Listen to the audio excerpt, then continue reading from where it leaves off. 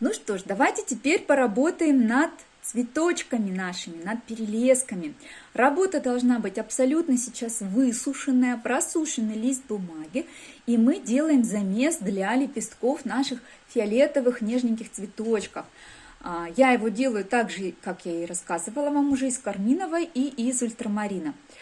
Подложу под руку салфетку. Для чего я это делаю? Для того, чтобы у меня с руки никакая влага, никакой жир не попал на работу, иначе потом будет очень сложно рисовать по этому месту. Поэтому, когда я рисую, если я работаю вот над этим цветком, сюда я прикладываю листочек, закрываю его. И начинаю тоненькой кисточкой, это очень хорошо делать, колонковой кисточкой или какой-то той, которой вам удобно работать. Это у меня сейчас колонок от Рублев. Я прорисовываю лепестки. Помним, что в акварели мы работаем от светлого к темному, поэтому мы сейчас не перетемняем. Лучше положить светлее краску, чем там сразу перетемнить, бухнуть и потом ее уже ничем не выбрать. Поэтому вот так я развела мой замес и прорисовываю лепестки. Смотрите, тоже важный момент. Вот здесь у меня есть тычинки на этих цветочках. Они желтенькие, они должны быть светлее, чем сердцевинка моего цветка. Поэтому я сейчас их обхожу. То есть я работаю фиолетовым светлым, но тычиночки я все обхожу. Это сделать сложно. Вот когда я работала над перелесками 2 года назад, я их зарезервировала. Вот прямо все вот эти тычиночки желтенькие, я их зарезервировала маскирующей жидкостью. То есть это тоже такой вариант. Но здесь я не стала показывать этот способ. Не у всех есть маскировочная жидкость, маскирующая жидкость. Но можно пользоваться этим. То есть если вы зарезервируете изначально маскирующей жидкостью, вы работаете над лепестками, весь вообще цветок заливаете и даже не заморачиваетесь, что там какие-то тычиночки вот эти меленькие надо обходить. Но сейчас я этого не сделала, поэтому обходим все тычинки, не трогаем их мы будем прорисовывать в последнюю очередь. А вот так вот аккуратненько, не спеша, такая медитативная сейчас самая длительная работа, проработка каждого лепестка, тех цветочков, которые у нас в фокусе, их 3, ну и вот это чуть-чуть.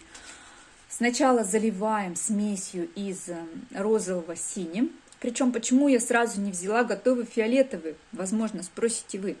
Да потому что сейчас я делаю живописные лепестки, они у нас не однотонные. Если я сделаю однотонный, то будет такой эффект, будто я вырезала лепесток из цветной бумаги и приклеила. Нам эта аппликация ни к чему. Мы делаем живописные, живые цветы, поэтому мы варьируем сейчас наш замес. У меня на палитре 2 лужицы, розовая и синяя. И вот когда я их смешиваю, у меня получается фиолетовый цвет. Но мы знаем, что если я буду добавлять больше розового вот из этой лужицы вот сюда, то у меня получится фиолетовый в сторону розового. Если я добавлю больше ультрамарина, то у меня получится цвет уже ближе к синему фиолетовый. И этим я пользуюсь сейчас. Я краешком цветка, например, могу засинить их. А ближе к серединке я могу более розовый сделать и так далее. Также не забываем о том, что к серединке цветка у нас должен быть тон темнее. Поэтому мы туда более насыщенный цвет добавляем. К серединкам лепестков цвет содержит больше водички, он более прозрачный, более светлый. Этим мы тоже пользуемся.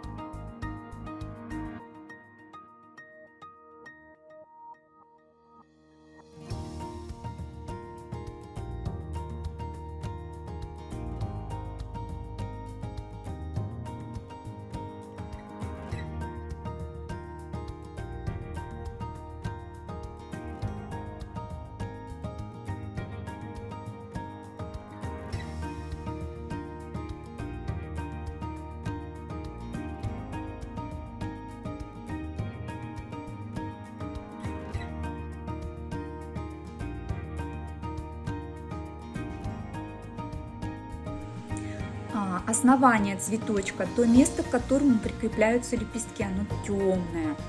Вот чтобы эффектно работа выглядела, оно прям должно быть очень темным. Можете взять с готового фиолетового, мы тоже его здесь, кстати, будем использовать. Можно его не использовать, но я решила взять. Не показала в начале работы выкраски, что фиолетовый будет, но он будет, прям так и называется, фиолетовый. У меня фиолетовый от Шинхан. Ну, можно взять прекрасный фиолетовый от несколько палитры. К сожалению, у меня закончилась кюветка, я что-то как-то не докупила. Он у меня редко, очень редко в ходу, и поэтому я пользуюсь вот тем, который есть. Также есть лепесток, который, видите, он у нас как бы отгибается, снизу он в тени, и его тоже можно сделать чистым фиолетовым темным цветом. Это также сделает наш цветок более эффектным. Вообще по поводу эффектности работы я вам расскажу такие моменты два. Как-то я уже, конечно, рассказывала об этом. Чтобы работа выглядела эффектно, что нам надо? Нам нужно, чтобы был контраст. Вот контраст наших светлых листиков, нежных и темного основания. Это контраст по тону. Это самый, кстати, главный контраст. Когда мы пользуемся им, посмотрите, так, это который я сейчас вот этот рисую цветочек. Светлые листики, темное основание, темные два лепестка. Контраст по тону. Цветок сразу будет эффектно выглядеть. Далее, контраст, которым мы также пользуемся, это размытые моменты, участки. Да? Вот сейчас я цветочек рисую, он частично у меня в расфокусе, нижние его лепестки, и четкие. Это второй контраст, которым мы пользуемся. И третий контраст. А третий контраст у нас по цвету. В начале работы я не сказала еще, почему, по какой причине я сегодня выбрала фон такой не зелени, да, не яркой какой-то весенней зелени, а вот именно такой приглушенный цвет, желто-зелено, такой розовый. Посмотрите, если посмотреть на цветовой круг Иттена и взять наши фиолетовые цветочки, фиолетовые цветочки у нас вот здесь, вот они, да, то напротив этого фиолетового цвета ему комплементарный лежит желтый, да, лежит желтый цвет, а если вот сюда сдвинуть, у нас такие они фиолетово-синие цветочки, если сдвинуть в сторону синеватого, у нас будет оранжевый цвет. То есть, понимаете, комплементарные цвета – это цвета наиболее контрастные друг по отношению друга, и они усиливают друг друга. И наш вот этот желтовато-зеленоватый фон, он будет наши цветы делать еще более яркими, еще более звенящими. Он усилит наш фиолетовый цвет. Поэтому, если вы выберете жженую сиену или натуральную сиену, вот они у меня в выкрасках, и сделаете фон этими двумя оттенками. Просто я ими уже рисовала 2 года назад работу, я не хочу повторяться, мне скучно. Я решила фон сделать вот такой из зеленого, желтого и розового. Если вы выберете вот эти цвета для фона, будет прям светиться и сиять. Работа будет очень классная, правда. Продолжаем работу над нашими цветочками. Тут уже ничего такого нового я вам не расскажу, поэтому наслаждайтесь процессом, а лучше рисуйте сами.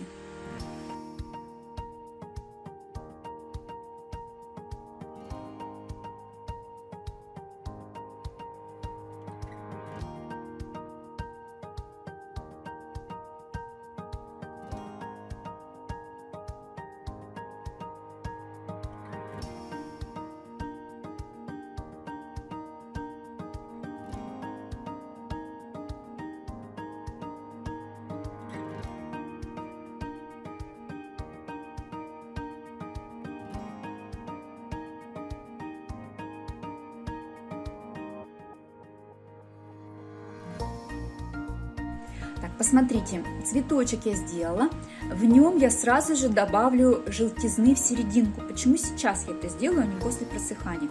Я хочу, чтобы моя желтая серединка совсем немножечко втекла в фиолетовые лепестки. Немножечко, потому что если вы сильно смешаете фиолетовый с желтым, получится серый. да, комплементарные цвета при смешении дают такие грязные серые оттенки. Ну, не люблю называть их грязными, они на самом деле красивые, но нам они здесь ни к чему. Поэтому я легонечко добавила желтого, потом я его еще проработаю, но на данный момент это здорово, когда у нас не будет он прям четким таким желтым пятном, а немножечко смешается с фиолетовым.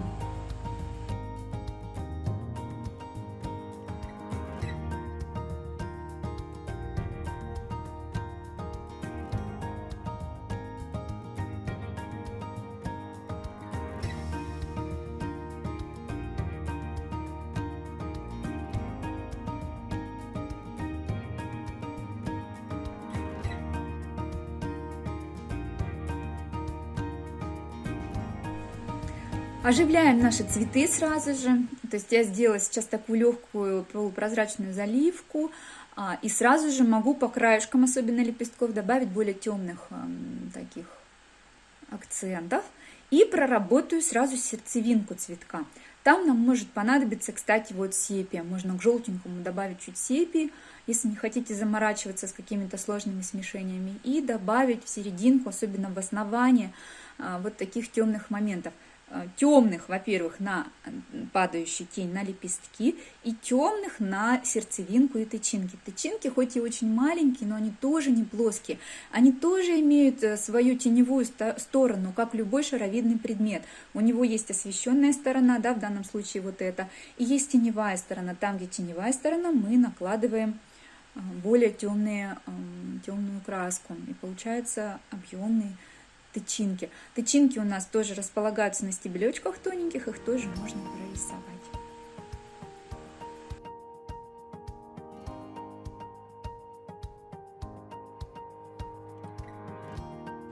Смотрите, основание цветочка я сейчас прорабатываю, и сразу же оно у меня должно пойти в стебелек, на котором растет наш цветок, иначе потом будет не очень хорошо, будет стебелек отдельно от основания.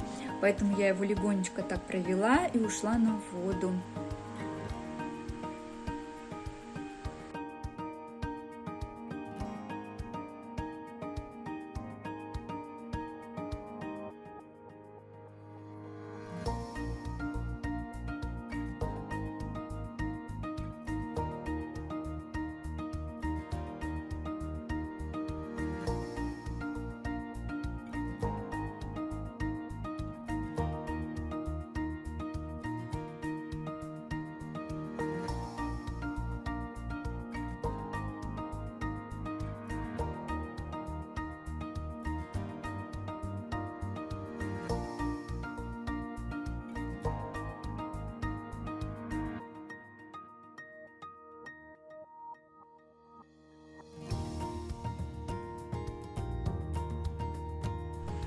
У нас есть такая заготовка под бутон, который в расфокусе, но он у меня будет не совсем в расфокусе. Я его хочу уточнить. Сейчас он смотрится как какой-то такой облачко такое фиолетовое. Я хочу превратить его в бутон, поэтому увлажняю частично его лепестки и частично добавляю фиолетового. Ну, моей смеси с фиолетового, либо просто чистого фиолетового. И у меня получается такой бутон в половинку в расфокусе, а половинку мы понимаем, что да, это нормальный полноценный бутон. Добавляем ему также ножку, стебелек, и, в общем-то, больше его трогать я не хочу.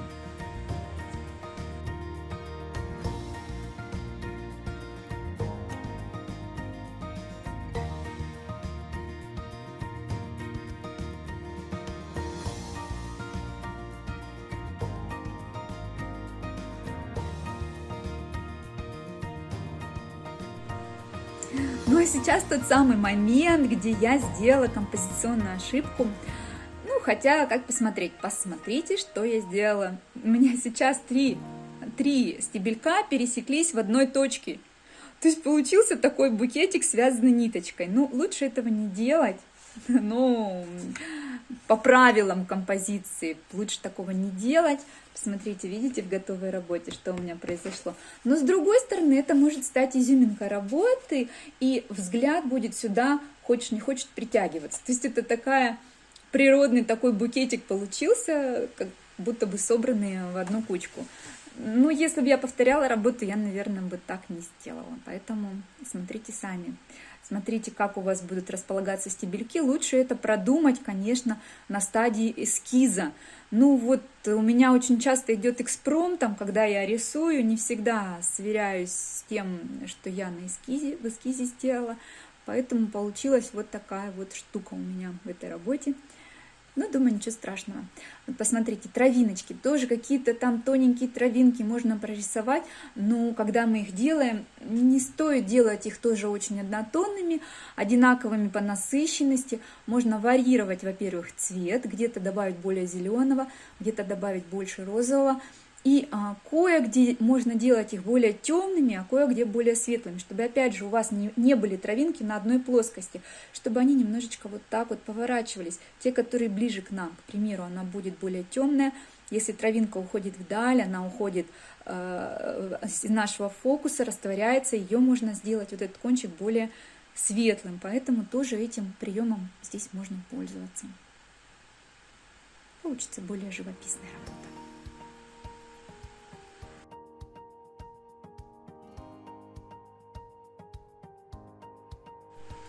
Стебелек, посмотрите, он у меня размытый, да, я его делала по-сырому, но сейчас я его еще проведу по-сухому, уже уточню, и тоже очень интересный эффект получается. Он вроде как бы и уходит из фокуса, но мы его хорошо видим. Мне очень нравится этот прием. От основания нашего цветочка, который раз в фокусе, он вот так вот раз наклонился, сам бутон вот далеко от нас, он не в фокусе, а стебелек идет вот сюда к нам ближе, поэтому его хорошо видим и можем прорисовать.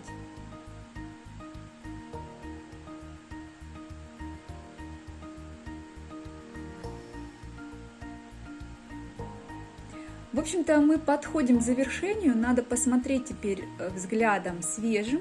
Лучше отойти от работы на некоторое время, либо подойти со своей работы. Есть такой прием, если вы не знаете. Взгляд просто уже устает, ты час сидишь, рисуешь, и уже просто не видишь, что в работе так, а что не так. К работе подходим, с работы подходим к зеркалу, либо вот так вот ставим фронтальную камеру, чтобы себя видеть, и смотрим на отражение. Тогда мы можем увидеть, а что в работе не так. Ну и, конечно, посмотреть на работу на расстоянии, чего не хватает, где надо затемнить, а где, в общем-то, можно уже оставить. Ну, лучше, конечно, недобор, чем перебор, поэтому я обычно отхожу от работы, чтобы взгляд мой отдохнул, и потом свежим взглядом на нее смотрю. Вот в данном случае, мне кажется, что, в общем-то, можно ничего и не добавлять. Немножечко сейчас буквально пару штрихов еще в этом моменте. Я вот на ваших глазах усиливаю эффект этого букета собранного, да, в одну точку. Лучше так не делать, все-таки, мне кажется, чтобы не было у нас такого совсем уж букетистого эффекта. Наши цветочки растут хаотично, создавая природный букет, а не тот букет, который собрал человек. Ну, в общем-то, посмотрите, мне кажется, все. Получился вот такой вот у нас цветочный сюжет. Надеюсь, что сегодняшний мастер-класс вам показался полезным.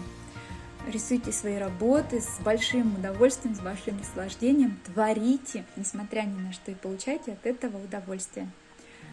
Вдохновения вам и успешного творчества!